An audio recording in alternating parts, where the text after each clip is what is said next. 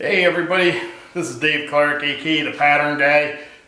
Promised last week in my opening video that I'd show what patterns we make and that. So got some examples of some patterns. I don't have every kind that there is. Obviously we don't have enough room in the shop here. Give you an example of a little bit what we do, and then from there give you a little shop tour. All the machinery that I have. Real small shop here. I'm in my garage.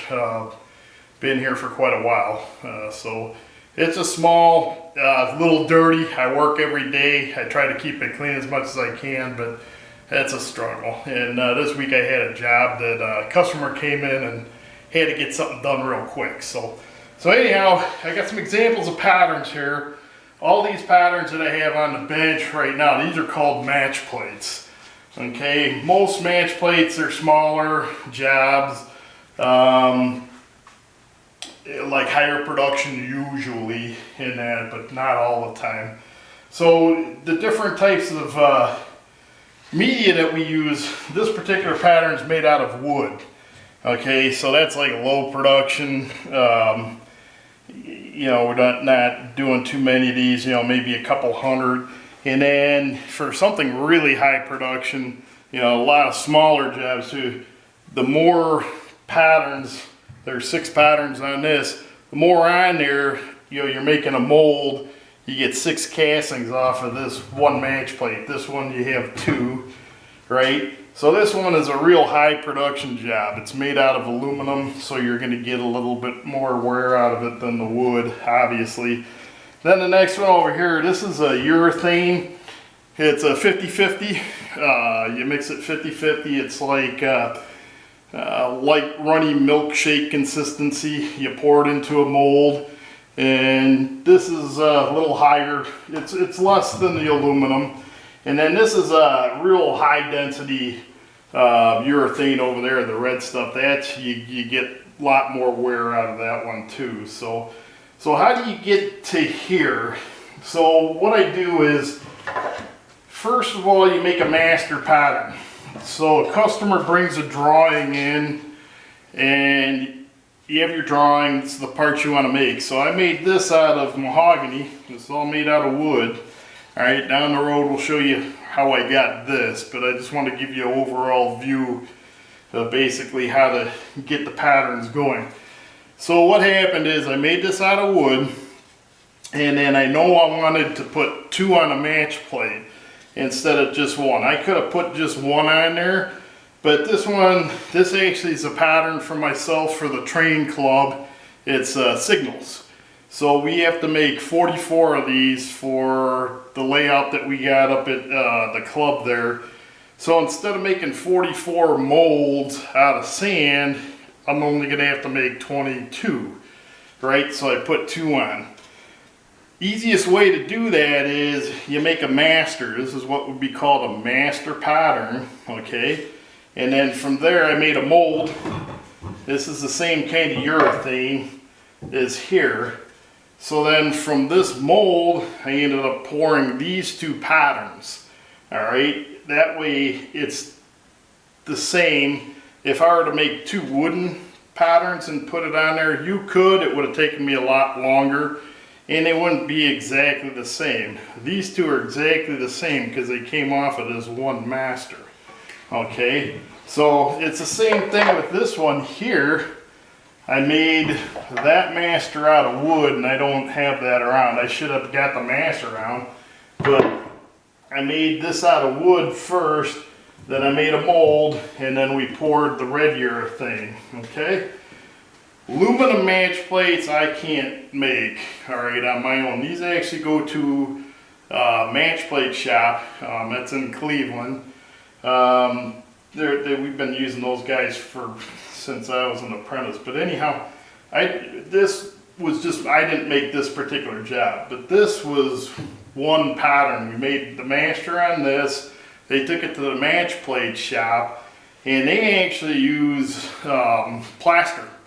They'll make a plaster mold off of it. They'll make 6 molds and make a match. They'll pour molten metal in there. So So what happens from here, you get a little demonstration.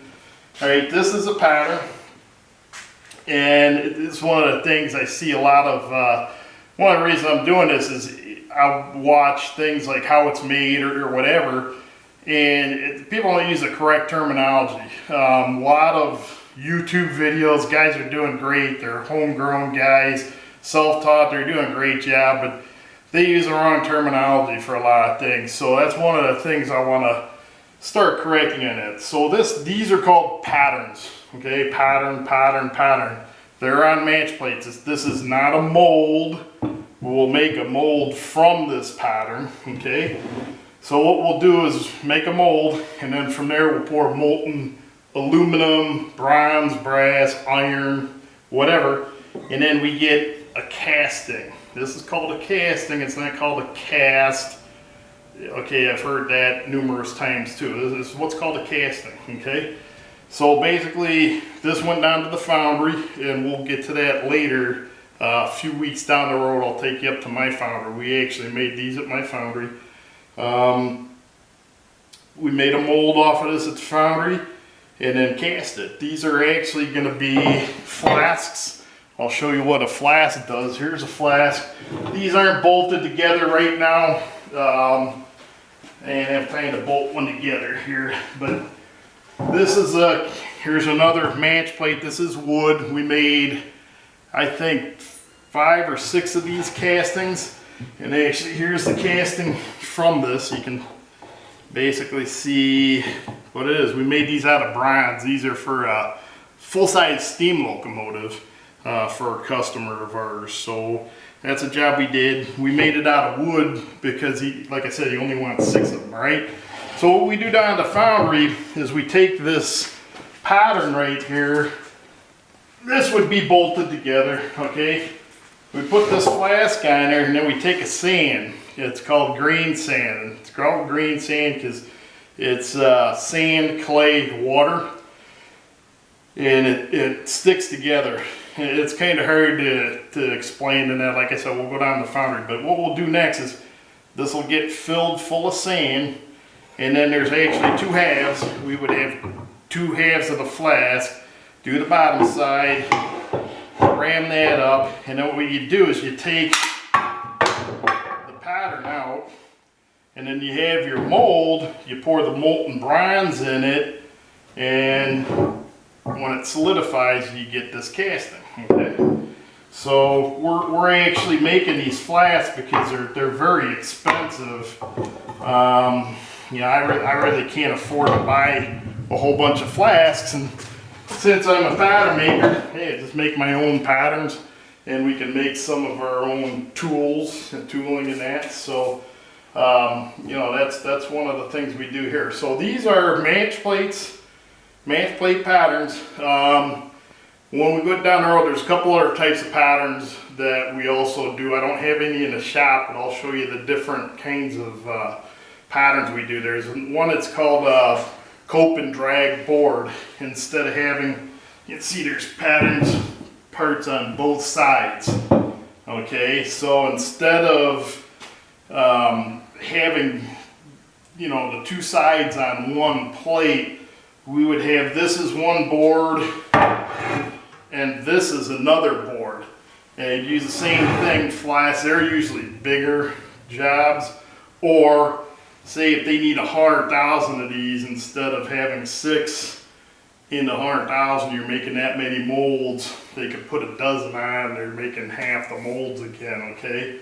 So another thing real quick too, I get a lot, is this stuff right here, this wood stuff.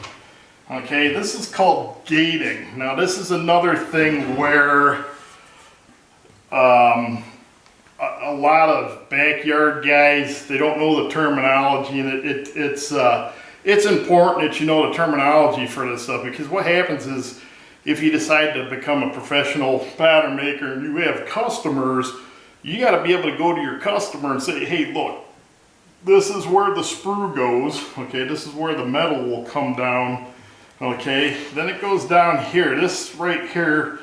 Let me start another thing too here. every foundry does their gating differently. It's very, see if I can do both of these the same way. Okay, yeah, here. So, okay, there's two parts to the pattern. The cope is the upper part. Okay, the drag is the bottom. Just think about your dragging ass, okay? So the drag is the bottom, cope is the top, okay? So in the drag, this is, these will be made out of aluminum, but the guy that makes these, he's very particular the way he does things. He does things a little bit different.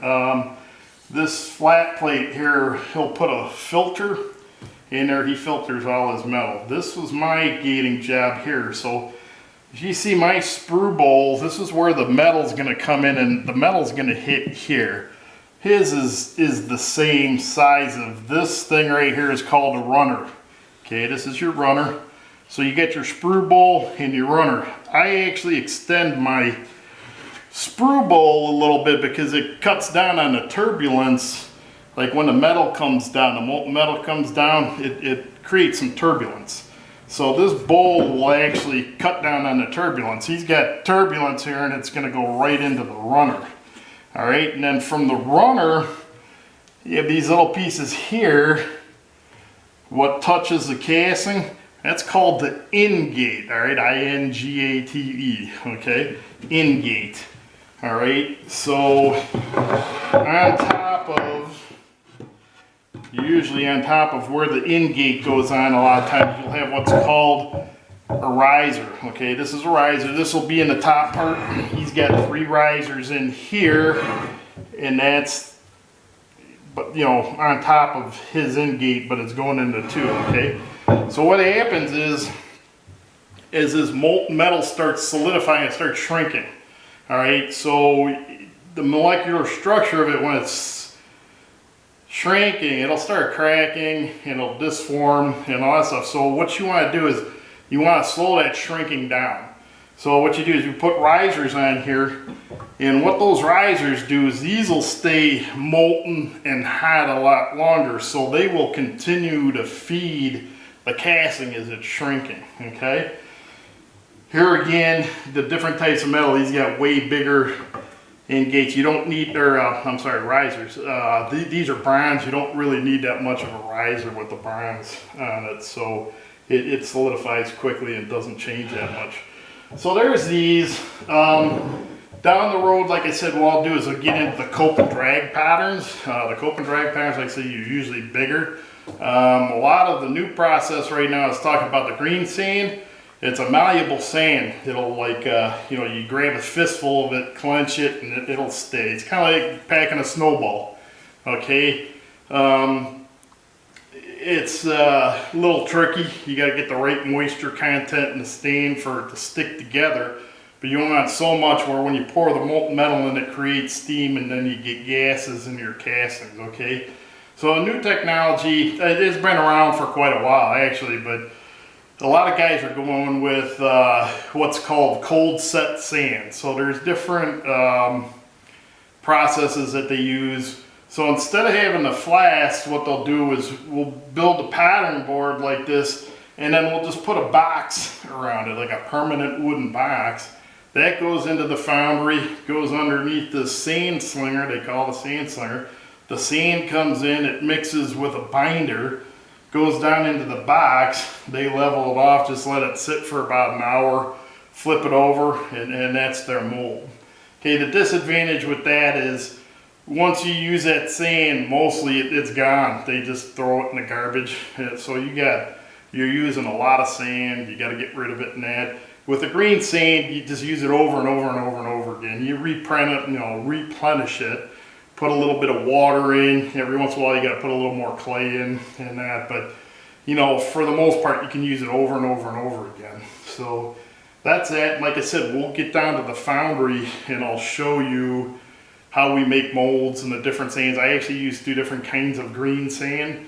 So I'll show you the 2 different kinds of sand. You know, we'll do that in a couple weeks. But we'll get on to the shop tour. Like I said, it's you know, kind of dirty in here. I had a lot of stuff going, and I got very little room in here, so a lot of times I end up putting stuff on machines, and it's a pain, but you know, that's all I can do right now. So we'll get on with the shop tour. Okay, so I said I was going to give you a little shop tour. It's a very meager shop. I think we're 28 by 25 or something like that. So it's in my garage and my house. We live in a development too, so I got to keep everything like tightened up in here. But anyhow, if you want to start pattern making and start doing crafts, but pattern making mostly, this is #1 machine, I think, right? It's this bandsaw. This is a 20-inch Rockwell, Delta Rockwell. Okay, I started out on a 14-inch Craftsman. My dad always had that one. That's a thing I learned on and went from there.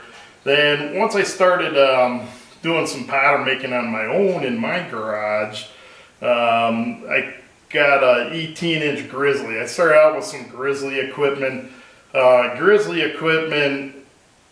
Working in professional shops, you're working on, you know, this is a Cadillac, okay? You know, I'm used to working on Cadillacs. Going down to Grizzly, it's, you know, you're working on Volkswagens. But for getting started, it's not a bad, you know, saw. I still have one piece of Grizzly equipment that, you know, I'm probably not going to be replacing for quite a while. I'll show you that in a minute. But, you know, Jet, Grizzly, you know, things like that, they're very low quality. If you want a professional shop, if you want to get into this later on as a professional, a little bit more in hobby, start looking around for some better equipment. A lot of this stuff, I got this out of a school. I've seen numerous bandsaws on Craigslist. I would rather find a used Delta bandsaw or what are some other name brands that are out a lot. I can't think of stuff off the top of my head that aren't the big professional things, but hey, you can find a Delta bandsaw on Craigslist every once in a while for a couple $100. Actually, you probably find a good used Delta on Craigslist, and I'd rather do that than pay $600 for a Grizzly brand new, okay? The older machinery are better. They truly are. Cast iron tables are way thicker. Underneath this table, there's what's called trunnions. This table tilts on angles. The trunnions on this, the castings are really beefy. If you look at Grizzly, they're just tiny, minuscule castings. They break a lot, okay? So this is like #1 machine that you get. All right, this is the most important machine here in this shop, okay? While we're in this corner here really quick, this, you can never have enough clamps. All right, that's my clamp rack. My buddy Tony, my old construction partner, he made that rack for me. I had those stacked under a bench forever and, you know, trying to find the right ones you need. So Tony made that rack for me. You can never have enough clamps. Those are nicer, better clamps. In my first video I said I had taken a buyout from Ford, so I had some money, so I went and bought some nice clamps right off the bat. But that's one of those things where you can always find in garage sales, but if you find a clamp for a couple bucks, buy it, because believe it or not, you think that's a lot of clamps, but everybody's like, oh my god, you got so many clamps, you're never going to use them. I actually used almost every single clamp on that rack on a project at one time too, okay? So here's a bandsaw, here's another bandsaw. This is Walker Turner, another Cadillac machine, okay? They make really nice lathes. They actually make some specific pattern equipment also. But anyhow, this is a Walker Turner. It's for wood and metal. It's actually wood and metal. So there's a gearbox in the back of it that you actually can turn into high speed or low speed. Since I have this bandsaw over here, I just use this strictly for metal, and we use the other one for wood. This one actually came with a band welder on it here. I barely ever use that. I silver solder all my bands together, so I don't use that one too much. But you know, this is the thing where, you know, I was telling you, I use a lot of my machinery for storage here, but thing I said in my intro, we can build a lot of different things, okay? So this is little fabrication project that we're doing also. A lot of it was done here on this bandsaw and that. I welded some of this. This is actually going to go on my log splitter. So when I work down at the foundry, do a lot of aluminum projects. We drink a lot of soda in this family, and you know, a few of my friends do, so they send me beer cans and soda cans and that. So you cannot just melt a soda can in the foundry furnace. It just disintegrates. I'll get into why down the road. So anyhow, what this does is it's going to compact a whole bunch of cans into a little puck. All right, so it'll melt more efficiently down in the foundry here. So that's, you know, guys bring stuff over for me all the time. Another buddy of mine brought a bunch of wheels over. Those will go down the foundry here. So here's another Walker Turner machine. This is called a Radial Arm Drill.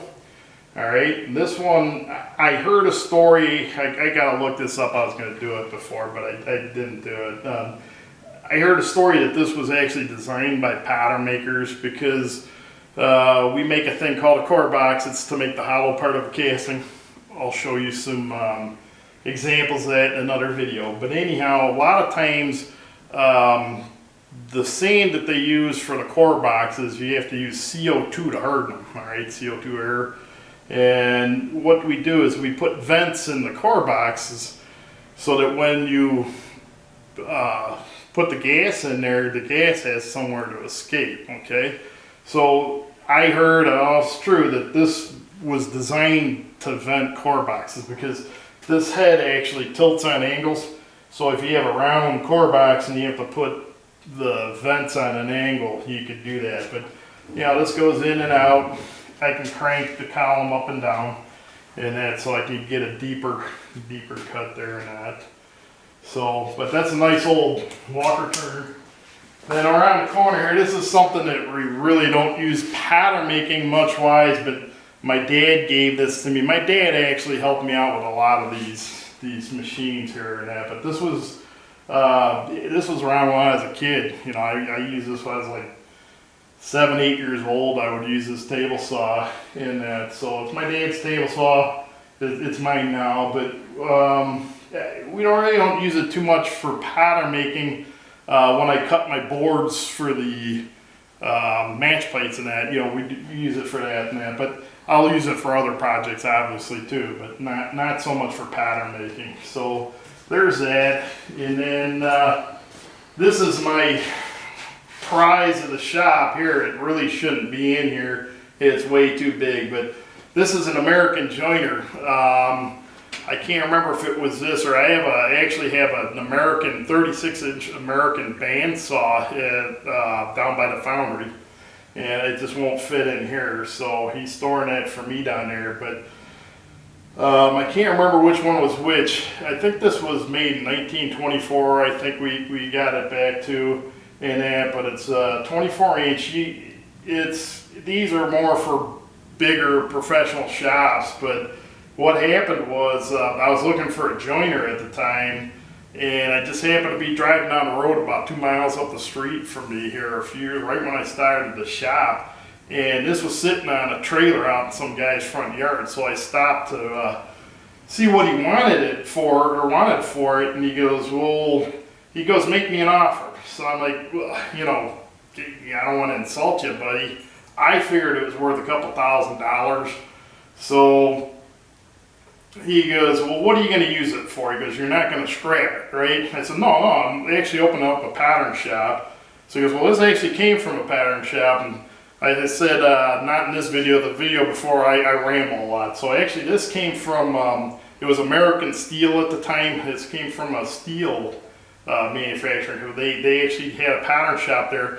One of the guys I apprenticed under actually worked there in their pattern shop before he worked at the place I worked at. So Bill actually pushed some lumber across this stuff. So a guy I apprenticed under actually used this machine.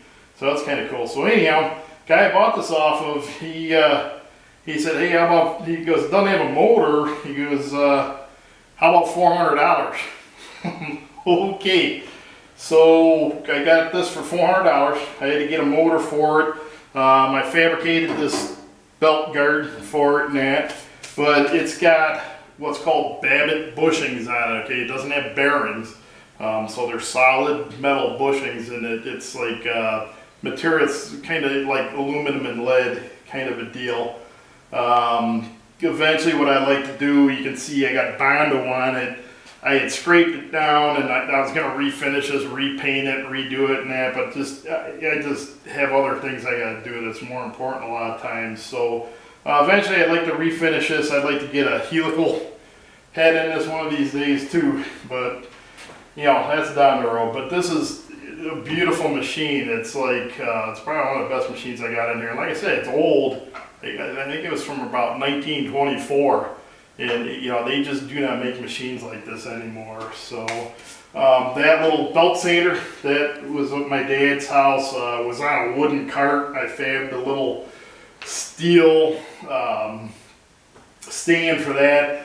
I'm working on that. This is going to go down to foundry to grind the flashing off the castings in that eventually too, okay? This is something that's been sitting here for the last 6 years. Eventually I got to get into CNC stuff. Everybody does. So this is a 1986 Herco model. One of the guys I worked with at Ford, the shop he came from, these are all the machines they had were Hercos in there, and that's what he ran. So he found this, I believe it was in New Jersey, and he actually borrowed a construction trailer of mine, and then went to New Jersey and got it. And then, so he had it set up in his outbuilding. He was going to start doing some work on it and that.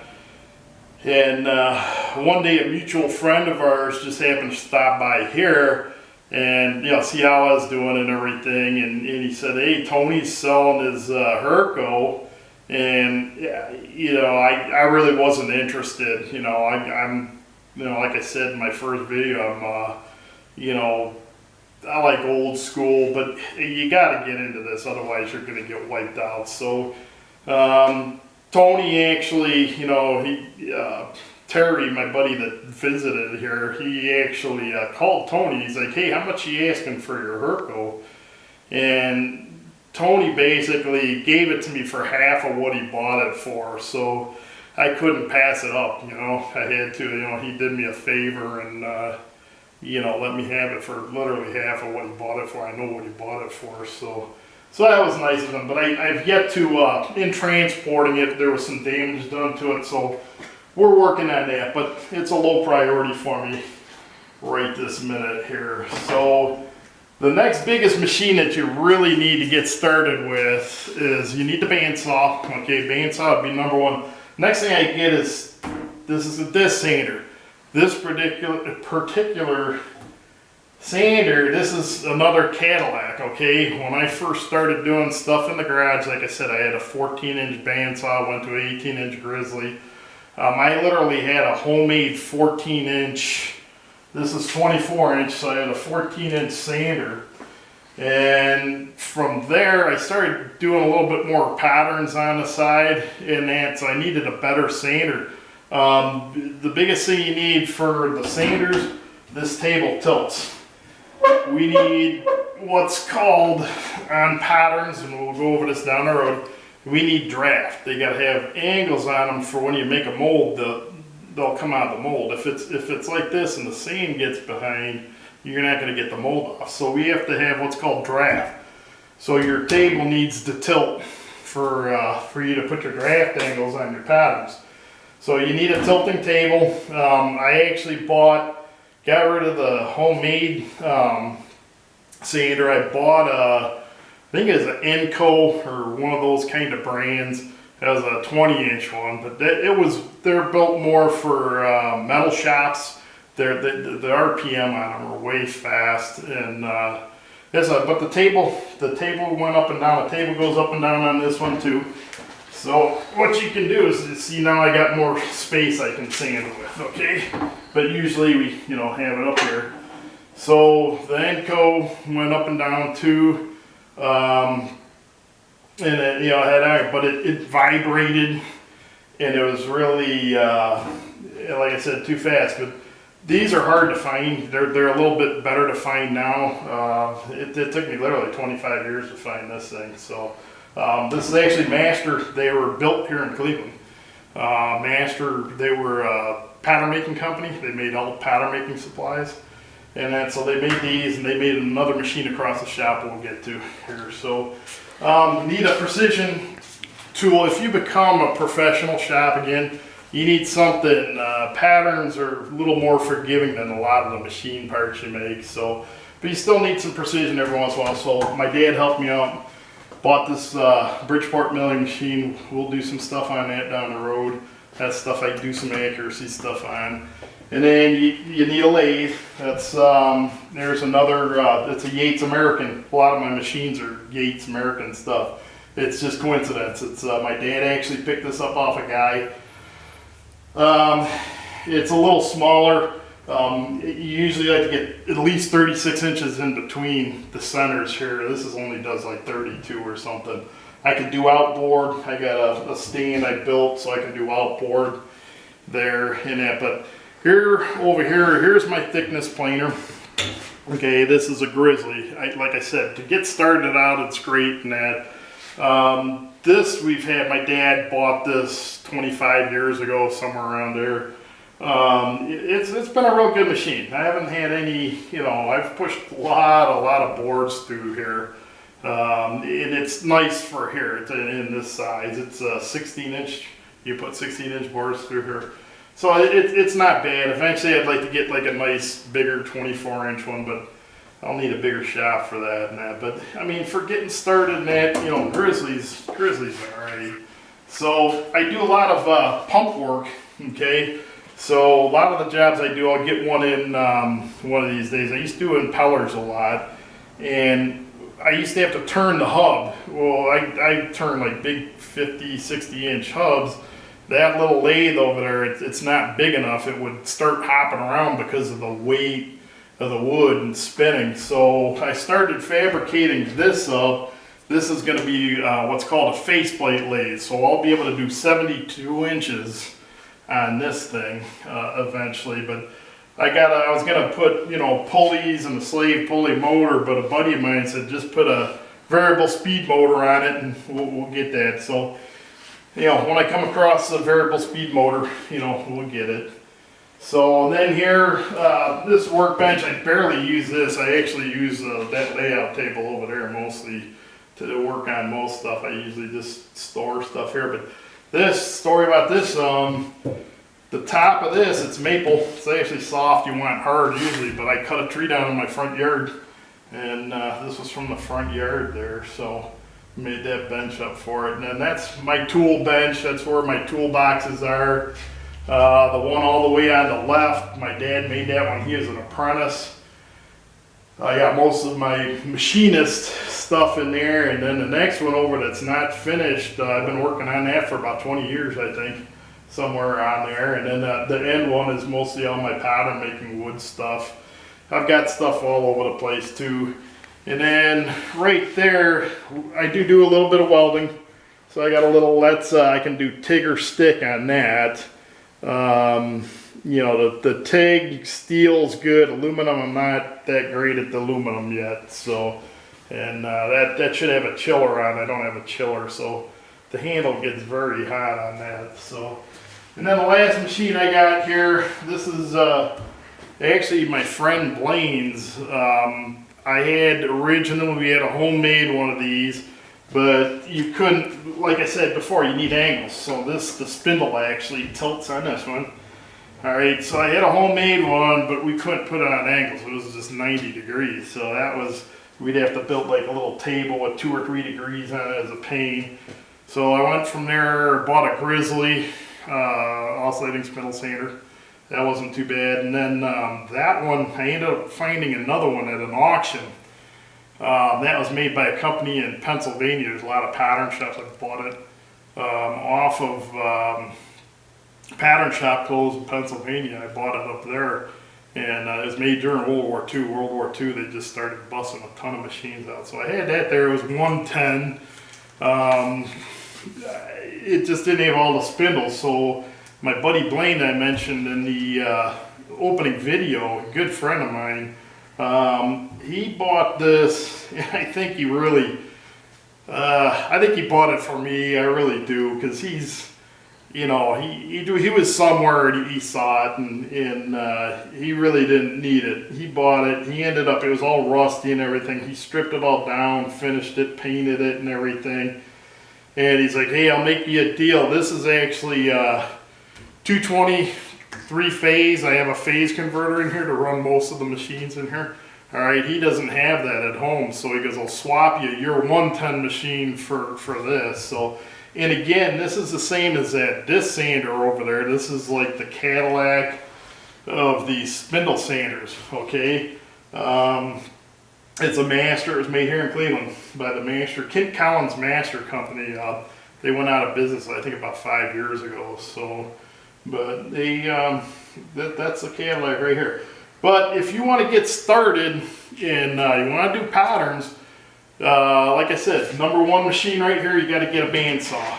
You could get your bandsaw, you could hand sand some stuff, you know, in that. But you want to get a bandsaw, then you want to get a spin, or not a spin, you want to get a disc sander. Okay, you don't need to be hard pressed to find one like that, the Master. If you can, and it's affordable. They're usually a few $1,000s. So for getting started out, it's not really great. But Delta sells some, you know, you get a little 12-inch one to get started. Enco, I think I paid $1,000 for my Enco. That was years ago though. That's a 20-inch one. I mean, it did me for quite a while until I found that one. And then I think Grizzly still sells their oscillating spindle sander. You can get smaller ones. The floor model, I think it's like 600 something, $700. That's not bad. So, you know, to get started. But the 3 machines to get started, definitely, you know, number one is your bandsaw. Then you want to get your disc sander, just make sure the table tilts. And then this one, and then down the road, you know, get your into your lathe and all that stuff down the road. So, but what I would do is look for used machinery on Craigslist or on eBay or whatever. You know, don't, I mean, if you want to go out and buy brand new Grizzly stuff, you know, that's fine in that, but the older machines are way better in that. So, you know, that's a shop. Sorry, it's a little on the dirty side, but I'll never have it totally clean for everything because I use it all the time. So anyhow, this is where everything happens. Next week, what I'll try to do is show you a lot of the hand tools I use. Some of the stuff I use a little more specific for pattern making, and then I'll try to get some more pattern examples and that, and go over some more stuff, man. Until then, man, everybody have a good one out there.